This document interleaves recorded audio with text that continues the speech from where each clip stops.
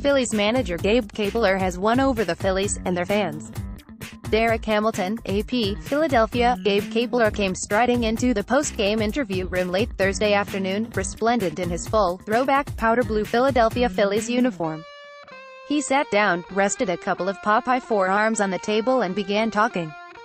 Gushed about the 6 2/3 innings of 4-hit, 1-run effort from the bullpen, and about second baseman Cesar Hernandez's 7-pitch at-bat resulting in a single to lead off the bottom of the 8th.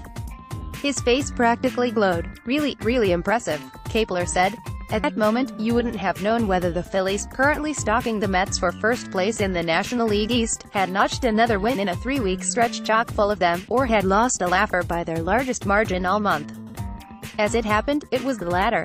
But even in the aftermath of an unsightly 8-2 loss to the Arizona Diamondbacks in which the Phillies trailed by 8-0 in the third inning, Kapler could have had you convinced it was some sort of high-water mark for the franchise. There has probably been more words spilled about Kapler over these past 4 weeks than about any rookie manager's first month in baseball history. He was already a polarizing figure, young, 42, inexperienced, quirky, analytical, new-agey, before the Phillies played their first game under him. But after a disastrous opening week, featuring some ugly losses, some questionable moves, one colossal mistake and a loud chorus of boos greeting his introduction at the home opener, people from the Delaware Valley and across the country were questioning how much more Kapler the Phillies could take. But of all the character traits folks have noted in Kapler, all of them true to some extent, it is another trait, one that doesn't exactly fit the popular narrative about him, that has sustained him and will presumably continue to do so: his unwavering, relentless positivity. And as the Phillies, 15-9.5 game behind the Mets, entering a weekend series against the Atlanta Braves, are finding out, the feeling is contagious. There are new ideas, new energy around here, said left fielder Rhys Hoskins. There is a new culture being established. What you're seeing in the standings is not a fluke. We knew from the start of camp, with the energy that was brought, the new players we had coming in, and the maturation of a lot of the young guys we saw at the end of last year, we had a pretty good chance to do what we are doing. This was never supposed to be the Phillies' go-for-it year, coming off a 66-96 season that found the franchise in the late stages of a painful, multi-year rebuild. But then a few things happened that appear to have pushed them around the corner of that rebuild, and that have them now thinking the payoff may have arrived ahead of schedule. First, their youthful roster managed to play over .500, 36-35 over the final 11 weeks of the 2017 season, with Hoskins, 18 homers and just 170 at-bats, emerging as a future superstar, and young players such as Aaron Nola and Nick Williams also making breakthroughs.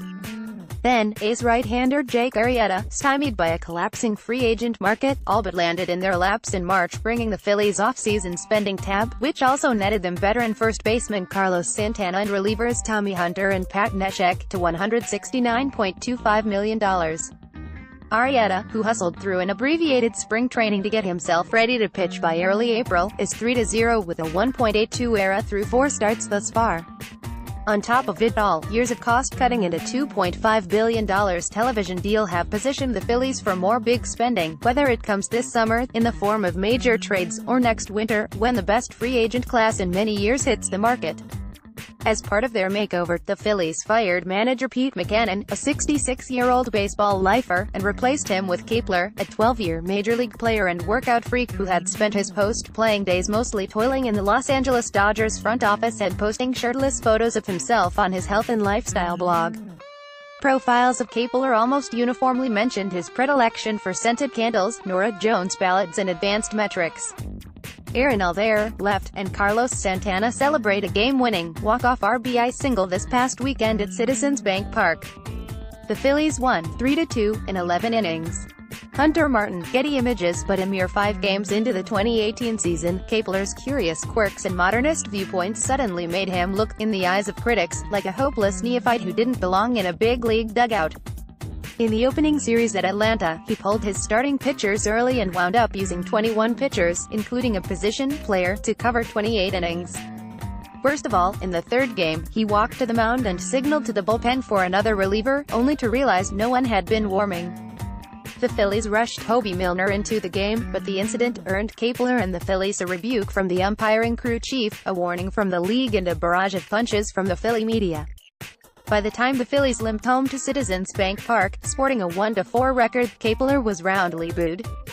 But somehow, Kapler not only survived his horrific first week, he managed to dissect the problems into their component pieces, analyze each one and stitch the whole thing back together in a way that turned the messy opening week into a positive.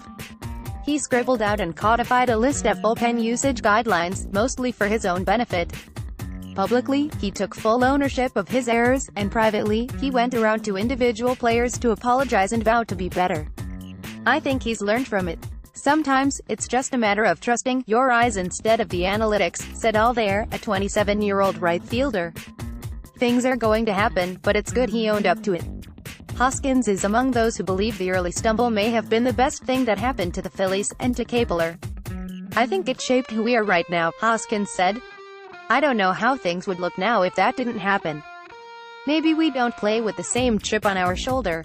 After an opening week in which almost nothing went right, the past 3 have been a joyride where almost nothing has gone wrong. The Phillies took advantage of a soft early schedule to jump out to what has been their best opening month since 2011, 18-8, which was also the last time they finished above .500 or went to the playoffs. And the Phillies front office is more convinced than ever that their unconventional choice as manager was the right choice. He's so devoted to collecting opinions. After a game, it's, what did we do well? What did we do poorly? What can we improve? Said Assistant General Manager Ned Rice. That's every night, whether we win or lose. It's not just the 1-4 start, and asking, what do we change? We could win 6 in a row, and it would still be, what could we have done better? I don't think everybody's like that. Asked this week whether Kapler has made adjustments since the disastrous first series, GM Matt Klentak told reporters, he's probably adjusted from yesterday to today. Like team president Andy MacPhail and several other members of the Phillies' brain trust, Klentak and Rice came to Philadelphia from Baltimore, where they all saw manager Buck Showalter set the standard for preparation and attention to detail. And they all see those same qualities in Kapler, just in a very different package. He's obviously a different personality, Rice said of Kapler. But they're both obsessed with preparation and outworking other guys. They don't have an off switch. A case in point, on Monday, the Phillies had an off day in the middle of a homestand, and rather than enjoy a 24-hour respite, Kapler drove to Reading, Pennsylvania, to see the Phillies' Class AA affiliate in action. It's something Showalter has been known to do, but not a typical off-night activity for big league managers. Of course, Showalter probably wouldn't have sat in the stands in a felt fedora and a leather jacket, as Kapler did. The Phillies' new manager has a style all his own. It may not work for everyone, and it may not be like anything else the game has ever known, but it's working for the Phillies. Read more. Pitching Ninja is back in baseball's good graces.